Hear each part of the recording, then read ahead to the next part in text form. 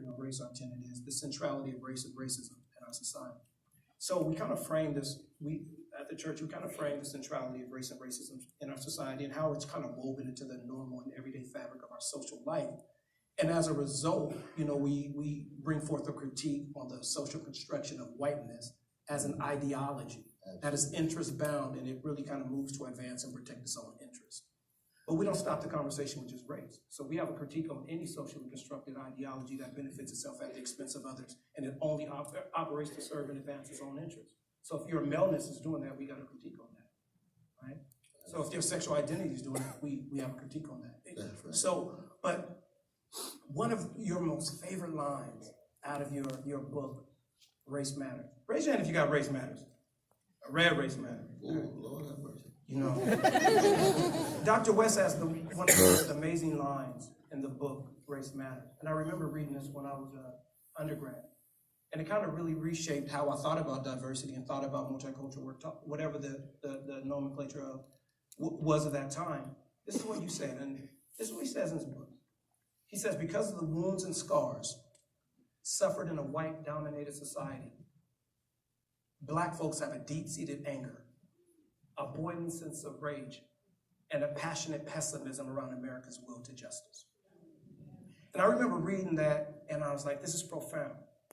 Because there's always skepticism and cynicism when white, socially constructed ideology becomes the arbiter of what we as people who have been shaped on life on the margins receive, right? So my question to you is, and this is an important one for me and for the church, how can we have a critique on the social construction of whiteness as an interest-bound ideology, but do it in a way that we decenter whiteness and we don't fetishize that ideology as a practice? That's my question for you. Yeah, wonderful question. I mean, one thing to keep in mind is that there is a rich tradition of vanilla brothers and sisters who have fought against white supremacy. That's very important. Very important. So that anytime you just talk about whiteness in the abstract, then associated exclusively with subordination, then there's no room for John Brown. Yep. There's no room for Ann Brady. There's no room for Miles Horton. There's no room for a whole host of folk, you see. So that it's true that, the vast majority of white brothers and sisters were not part of the Black freedom movement. But those who were willing to have intense uncomfortability at Thanksgiving dinners with their families and be viewed as in-lovers, they must count. Yeah. Which means, again, that whiteness has to be always viewed through the prism of the choices made by human beings who are constructed as white, and also through the prism of the particular movements that they have generated, be it the abolitionists in the North, because the initial abolitionists, of course, were the enslaved people themselves.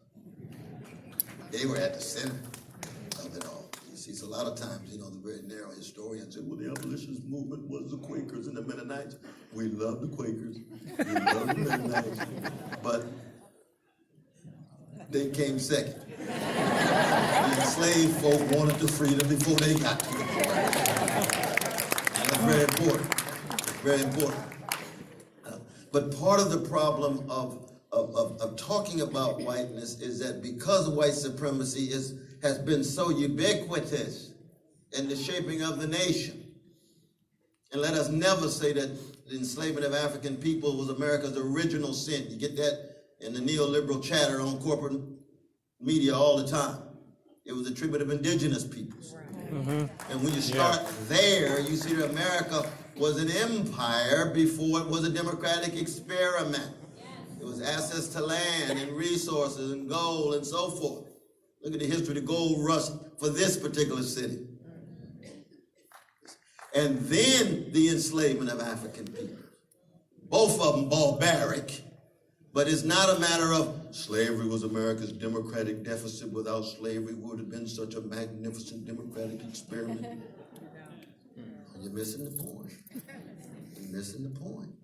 So that precisely because white supremacy is so pervasive, it's hard not to center it because it's played such a disproportionate role in shaping the destinies of the whole nation.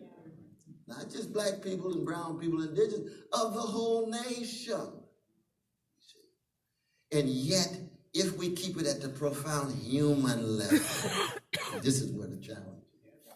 You see, the very notion that white brothers and sisters are on a human continuum with everybody else is not widely embraced. Mm-hmm.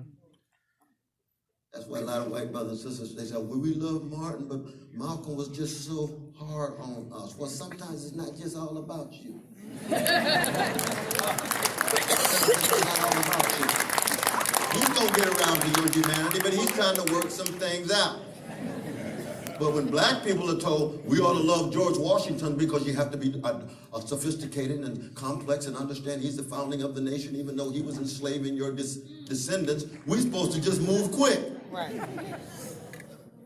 Or Thomas Jefferson, or James Monroe, or most of the chief justices for the first 79 years in the founding of the nation, or the slavery under the U.S. Constitution, a pro-slavery document in practice. We're supposed to love that document. You just ask white brothers and sisters, but if there was a black supremacy and you were enslaved under the Constitution, you think you'd be in love with that Constitution across the board the way we're taught in civics classes? Because when you make it about them and say, oh, no, that sounds like fascism to me. Yes, it was. Sounds like terrorism to me. Yes, it was. Yes. If you had white brothers and sisters who were lynched every 2.5 days for 50 years, some of them with the U.S. flag wrapped around their bodies, and then you had a football player who wanted to stay on his knees when he saw the flag, you'd have a different orientation, different perception. Put yourself in somebody else's shoes. It's not always about you. But that's not an excuse for Malcolm X saying that white brothers and sisters were devils. He's wrong to say they're devils. But what he's trying to deal with is the white supremacy inside of him. Because if we had nothing but black people right now in this room, we still have a whole lot of white supremacy because it operates in the souls of black people. We don't have to have white brothers and sisters around for white supremacy to operate. Because we've been shaped in a white supremacist civilization. We're told we have less intelligence, less beauty, less character. The wrong hips and lips and noses and skin pigmentation and so forth. All of that self-violation and self-hatred that's been inscribed deeply within black people.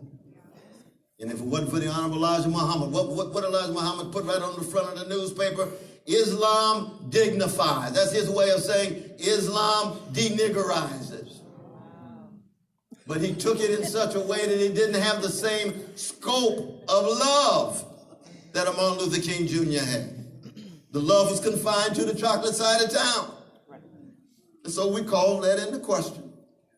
But we also say, it's hard to conceive of ourselves. By ourselves, I'm talking about any freedom fighter in the 20th century. It's hard to conceive of ourselves without Malcolm X. Why? Because he did something that's very rare in America. He said what he meant, and he meant what he said. No posing, no posturing. So when he changed his mind, he changed his mind. I was wrong. I misled some folk. John Brown could be a member of my organization. That's what he said when he got off the plane. You see, that's what growth is all about. That's what learning how to die is all about. That's what maturation is all about. Development is all about. And we can say the same thing about a whole host of other folk, and we can say this in regard to the movements of our Asian brothers and sisters with the Chinese Exclusion Acts and the ways in which they've had to come to terms. What happened to our Japanese brothers and sisters with the executive order in the 1940s, so forth and so on. It's a human thing. But there's no doubt in my mind that the black freedom struggle has been the leaven in the American democratic loaf. And when that loaf gets stale, there's a good chance that the black freedom movement is getting stale. And we're in a moment now where there's an attempt to revive it.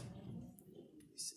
And that's one reason why so many young folk are on the move. And you see it right across the board. I mean, we know, for example, if the only American citizens who voted in 2016, Brother Bernie Sanders would have been in the White House.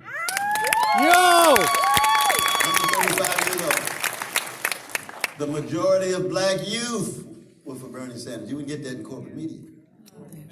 Because the older folk tied to the neoliberal patronage machine of Biden and company.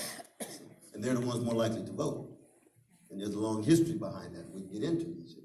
But the important thing is that that awakening is taking place, but that awakening must have the kind of deep moral and spiritual quality that connects to our deep humanity in the name of solidarity, predicated on that integrity and honesty and decency I was trying to talk about.